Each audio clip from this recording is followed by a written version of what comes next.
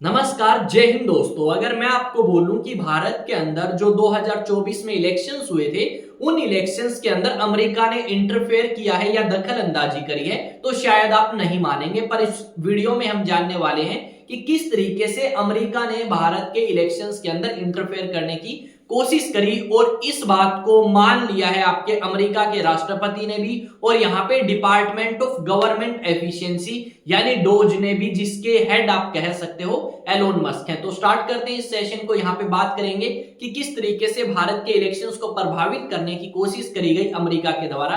तो स्टार्ट करते हैं इस सेशन को। अगर आप चैनल पे नए हैं तो चैनल को सब्सक्राइब करें और बेल आइकन को प्रेस करें। वीडियो काफी ज्यादा इंपॉर्टेंट रहने वाली है कि कोई दूसरी कंट्री भारत के इलेक्शंस के अंदर इंटरफेयर कर रही है। भारत ने शायद ऐसा कभी नहीं किया होगा किसी दूसरे देश के साथ। यहाँ पे आप एक दो न्यूज आर्टिकल देखो पहले, उसके बाद आपको यकीन होगा यहाँ पे क्या लिखा गया है वो मैं आपको बताने वाला हूं। मैंने एक इंडियन न्यूज आर्टिकल लिया है, आप और भी कंट्री के अंदर जो न्यूज़पेपर्स हैं उनको भी देख सकते हो। वहां पे इस बात को मेंशन किया गया है, लिखा गया है यूएस ने रोक दी भारत को मिलने वाली 2.1 करोड़ अमेरिकी डॉलर की मदद। एलोन मस्क नीट अमेरिकी विभाग ने लिया फैसला, यानी आपका जो डिपार्टमेंट ऑफ गवर्नमेंट एफिशिएंसी है उन्होंने ये फैसला लिया है। और 2.1 करोड़ अमेरिकी डॉलर यानी लगभग 200 करोड़ के आसपास की यहाँ पे बात जो है हम कर रहे हैं। हम किस तरीके से प्रभावित करने की कोशिश करी है वो हम इस वीडियो में जानेंगे।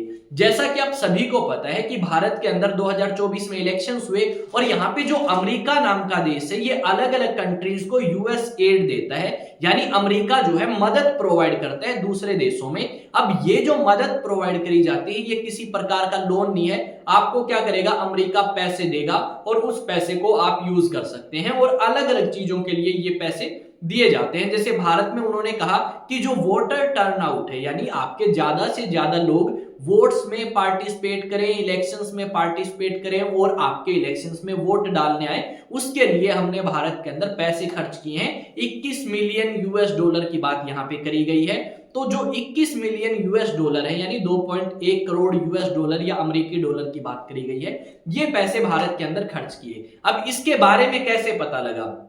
रिसेंटली आपके अमेरिका के अंदर जब भारत के प्रधानमंत्री ट्रंप से मिले तो वहीं पे एक जर्नलिस्ट ने आपके ट्रंप से पूछ लिया कि क्या भारत के इलेक्शंस में अमेरिका का कोई रोल रहा है। तो यहाँ पे ट्रंप ने ये बात कही कि शायद ऐसा हो सकता है कि अमेरिका का कोई रोल या कोई हाथ रहा हो भारत के इलेक्शंस के अंदर जो 2024 के अंदर हुए हैं। ये बात आपकी ट्रंप ने बोल दी। उसके बाद यानी अभी हमारे रिसेंटली प्रधानमंत्री मिल के आए हैं ट्रंप से, उसके बाद लगभग 3 या 4 दिन हुए होंगे और हमें ये खबर सुनने को मिली कि डिपार्टमेंट ऑफ गवर्नमेंट एफिशिएंसी, जिसके हेड कौन है, एलोन मस्क हैं, जिसकी अध्यक्षता कौन कर रहे हैं, एलोन मस्क हैं। ये डिपार्टमेंट जो है इस बात को कंफर्म करता है कि यहाँ पे यूएस डॉलर दिए गए हैं 21 मिलियन भारत को, वो भी वोटर टर्नआउट को बढ़ाने के लिए, ताकि लोग ज्यादा से ज्यादा वोट करने आ सके। अब ये जो डोज है डिपार्टमेंट ऑफ गवर्नमेंट एफिशिएंसी, ये बनाया क्यों गया? अब इस डिपार्टमेंट का मेन काम ये है कि जो अमेरिका के लोग टैक्स पे कर रहे हैं अमेरिका की सरकार को,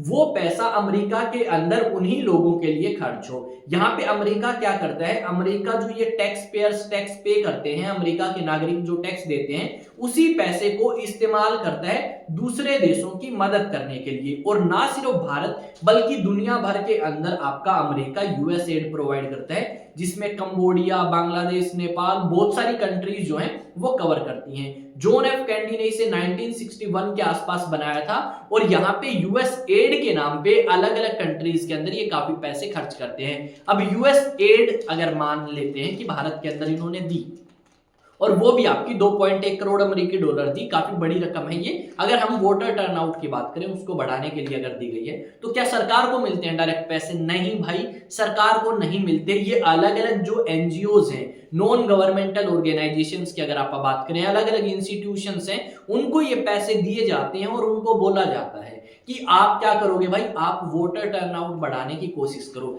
ये वोटर टर्नआउट की अगर बात करें तो कहीं ना कहीं ये डायरेक्ट आप कह सकते हो भारत के इलेक्शंस के अंदर दूसरी कंट्री का इंटरफेरेंस या दखल अंदाजी है, जो हमें स्वीकार नहीं करना चाहिए। और अगर इस तरीके की चीजें होती हैं तो कहीं ना कहीं आने वाले समय में और भी ज्यादा हमारे कंट्री के अंदर इलेक्शंस प्रभावित हो सकते हैं। तो हमें सरकार से ये बोलना चाहिए कि हम यूएसए के साथ इस तरीके के मुद्दों को उठाएं। जब आपका यूएस रेसिप्रोकल टैरिफ की बात करता है तो भी हम चुप रहते हैं, और जब आपका यूएस बात करता है किस चीज की, जब आपका यूएस बात करता है रेसिप्रोकल टैक्स के अलावा किस चीज की भाई, डोज की, तो हम बात ही नहीं करते कि हाँ हमने आपकी कंट्री में इतने पैसे जो हैं वो लगाए हैं। अब ये ऐसा करना क्यों चाहते हैं एलोन मस्क और वो सारे, ठीक है। अब एलोन मस्क या ट्रंप की बात करें, ये सारी चीजें बता रहे हैं कि आपका जो टैक्स पेयर्स का पैसा था, यानी अमेरिका के लोगों ने जो सरकार को पैसा दिया था, वो आपकी पहले वाली सरकार इन कंट्रीज में इन कामों के लिए दे रही थी। बांग्लादेश में भी दिया, नेपाल में भी दिया,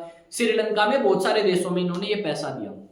तो हम आपका ये पैसा बचाएंगे और इस पैसे को अमेरिका के लोगों के लिए ही यूज करेंगे। इस तरीके से ये आपका सारी चीजें उजागर कर रहे हैं ताकि अमेरिका के लोग संतुष्ट हों और इनकी बात माने, ताकि ये यूएस एड जो है वो बंद कर सके बाकी कंट्रीज की। और आने वाले समय में जैसे भारत जैसी कंट्री के ऊपर तो कोई प्रभाव पड़ेगा नहीं, पर जो पाकिस्तान जैसे देश हैं, जो बांग्लादेश जैसे देश हैं, मालदीव, इन देशों के ऊपर असर पड़ सकता है, क्योंकि इनकी अर्थव्यवस्था बहुत ज्यादा कमजोर है, बहुत ज्यादा सिकुड़ी हुई है, या बहुत ज्यादा वीक आप कह सकते हो। तो ये चीज हमें यहाँ पे देखने को मिलेगी। ये है एलोन मस्क, दुनिया के सबसे अमीर आदमी, और साथ में इस डिपार्टमेंट के हेड भी, डोज के, डिपार्टमेंट ऑफ गवर्नमेंट एफिशिएंसी। ये ट्रंप प्रशासन का ही एक हिस्सा है जो कि इस बार बनाया गया है ट्रंप के द्वारा। यहाँ पे आप देखोगे तो बीजेपी ने भी इस चीज का प्रोटेस्ट किया है कि भाई चलो हम मानते हैं कि आपने भारत के अंदर इतने पैसे दिए होंगे वोटर टर्नआउट को बढ़ाने के लिए, ताकि मतदाता ज्यादा से ज्यादा वोट्स में पार्टिसिपेट करें।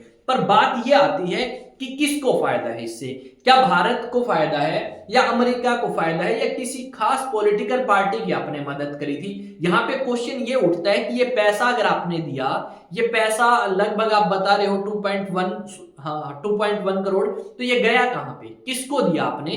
तो इसके ऊपर हम आपसे क्वेश्चन पूछते हैं। यहाँ पे बीजेपी के ही एक सदस्य हैं जिन्होंने क्या लिखा है, 486 million to the consortium for elections and political process strengthening, including 22 million for inclusive and participatory political process in Moldova and 21 for voter turnout in India। यानी इन्होंने इस चीज को उठाया है कि ये यहाँ पे इतने जो पैसे आपके खर्च किए गए हैं मोल्डोवा में और भारत के अंदर वोटर टर्नआउट के लिए, ये आखिरकार किस चीज के लिए। भाई आप हमें जवाब दे सकते हैं क्या कि आप इससे क्या करना चाहते हैं, क्या भारत के अंदर राजनीतिक माहौल बदलना चाहते हैं, क्या करना चाहते हैं। इस विभाग ने क्या कहा है कि हम ये जो फिजूल खर्ची है, इस फिजूल खर्ची को रोकने की कोशिश करेंगे। यहाँ पे ट्रंप अमेरिका के राष्ट्रपति और एलोन मस्क आपको एक साथ इस तस्वीर में नजर आएंगे। आई थिंक चीजें आपको समझ आई होंगी कि अमेरिका ने डेफिनेटली इंटरफेयर करने की कोशिश करी है भारत के इलेक्शंस में, और आई थिंक हमें ये चीजें स्वीकार नहीं करनी चाहिए। हमें इन मुद्दों को उठाना चाहिए, हमें इन मुद्दों को अच्छी तरीके से अमेरिका के सामने मुंह पे मारना चाहिए कि आपने इस तरीके की एक्टिविटीज आखिरकार हमारे देश में क्यों करी।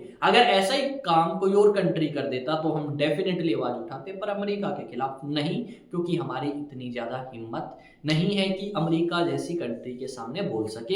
ये बात आपकी बिल्कुल कह सकते हो रियल है, सच है, इससे स्वीकार करो या ना करो वो हमारी मर्जी है भाई।